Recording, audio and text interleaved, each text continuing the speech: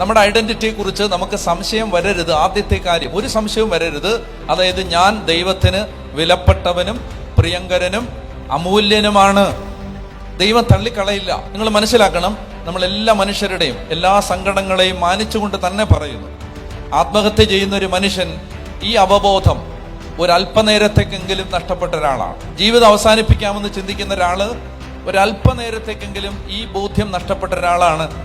ഞാൻ ദൈവത്തിൻ്റെതാണ്. ഞാനൊരു കാര്യം നിങ്ങളോട് പറയാം. ദൈവം തൻ്റെ ജനതയെ പരിപാലിക്കാൻ അറിയാവുന്ന ദൈവമാണ്. അതായത് നമ്മൾ ഏതവസ്ഥയിലാണെങ്കിലും ദൈവത്തിന് നമ്മളെ രക്ഷിക്കാനും പടുത്തുയർത്താനും നിലനിർത്താനും ഏത് അധപ്പതനത്തിൽ നിന്ന് രക്ഷിക്കാനും ദൈവത്തിന് പറ്റും. അത് ദൈവം ചെയ്യും. പറ്റുമെന്നല്ല, ദൈവം അത് ചെയ്തിരിക്കും. ഇത് നമ്മൾ മനസ്സിലാക്കുന്നത്, ഇത് ദൈവത്തിന്റെ ഔദാര്യമായിട്ട് ദൈവം ചെയ്യുന്നതല്ല, മറിച്ച് ഇത് ദൈവം, നമ്മൾ മക്കളെന്ന് പറഞ്ഞ് ദൈവം തെരഞ്ഞെടുത്ത് സ്വന്തമാക്കിയത് കൊണ്ട് ദൈവം അങ്ങനെ ചെയ്യൂ, അങ്ങനെ മാത്രമേ ചെയ്യാൻ പറ്റൂ. നമുക്കതുകൊണ്ട് നമ്മുടെ മനസ്സിൽ ഉണ്ടാവേണ്ട ആദ്യത്തെ ബോധ്യം, ഞാൻ ആരാണ്, എൻ്റെ ഐഡന്റിറ്റി ഞാൻ അന്വേഷിക്കാൻ പോവാണ്.